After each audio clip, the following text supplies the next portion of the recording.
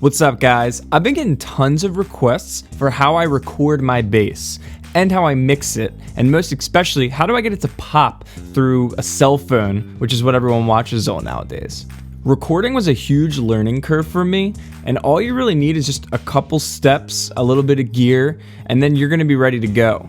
I'll show you what I hook up into, and then I'll record something and we'll mix it together, and I'll just walk you through my process without trying to do anything too intimidating. Let's give it a go.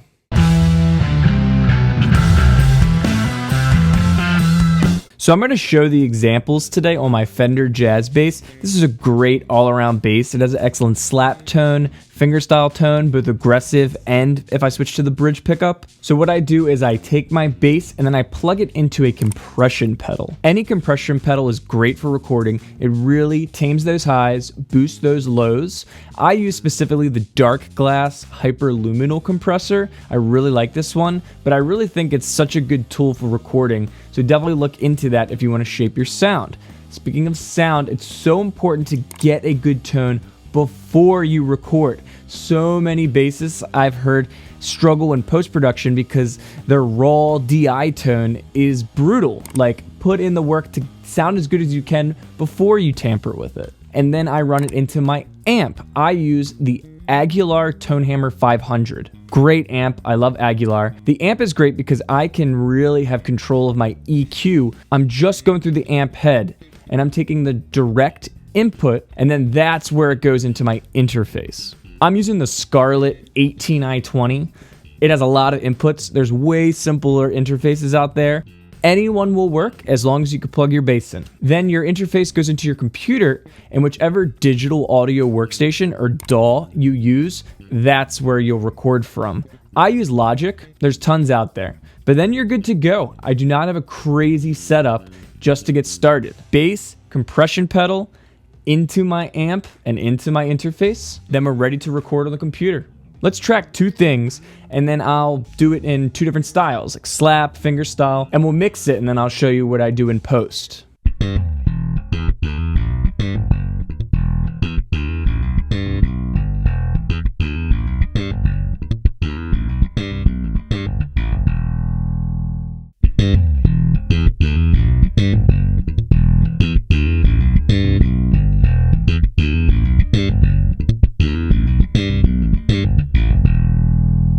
So you want to make sure that your signal is great and not clipping when you record.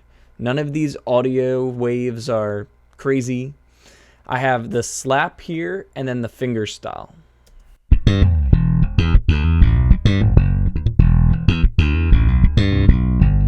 So you can hear that it's pretty compressed from the pedal. As I said, I like to have a nice sound beforehand. I like that compressed sound. So what I'm going to now do is add some EQ.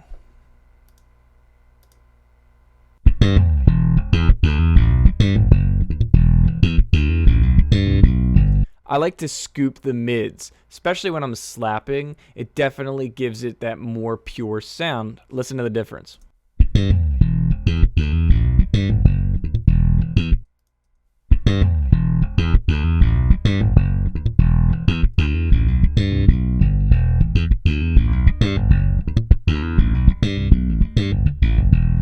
Sometimes I'll boost the highs here to add a little more treble.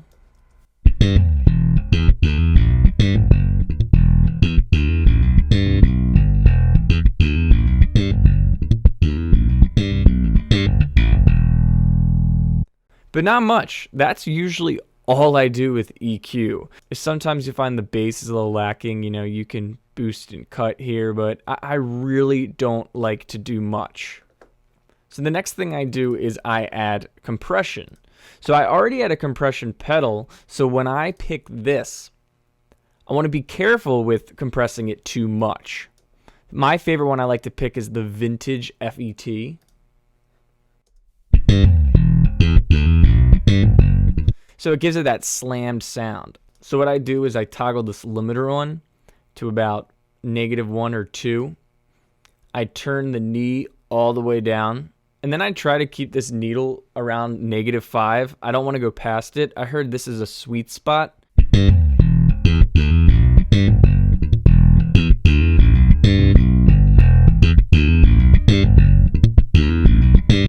So if it gets a little loud, you can cut some of the gain here. This is the key to getting it pop through your cell phone. I find that if you get some nice compression and you have a nice tone, it'll cut through. So here it is without the EQ and compression.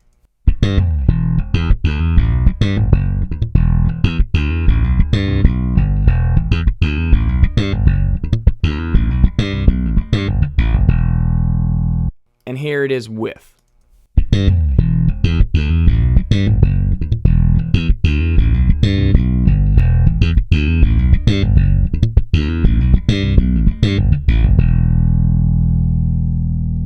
I'll get the ratio in certain circumstances all the way up to 4:1, but it depends how compressed it is before you track it. I was already sounding pretty compressed, so I didn't go too crazy. Select your attack and ratio, and then make sure with the threshold you can control that dial in that -5 sweet zone. So now I'll do the same thing with the fingerstyle. Here it is without anything.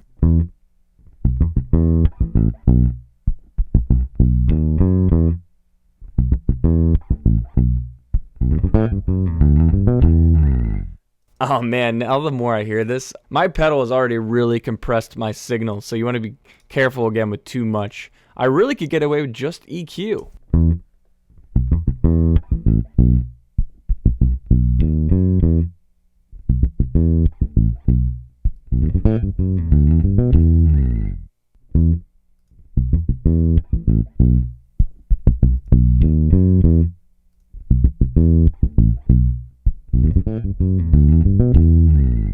I'm not going to go too crazy when my signal's already this compressed. I usually, if I don't have as much compression, will definitely add more. I still think you should have a compression plugin even after you've done it with the pedal. It still is going to help solidify that sound.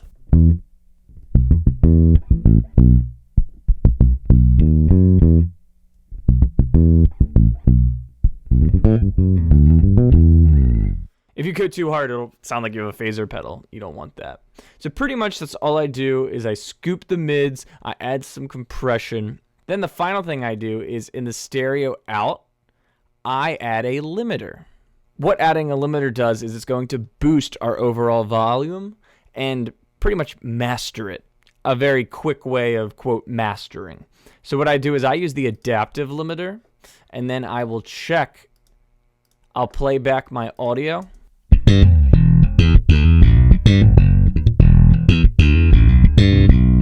I'll select this out ceiling to -1, and then I will just control the gain so it doesn't go above 0.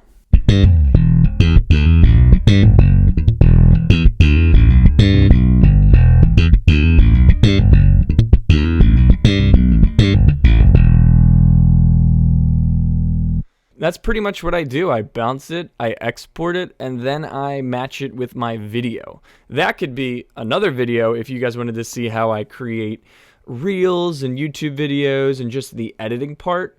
But in terms of audio, this is what I do, and it's really not that much. I am not a professional audio engineer. I like the tone I can get without having to be crazy overboard.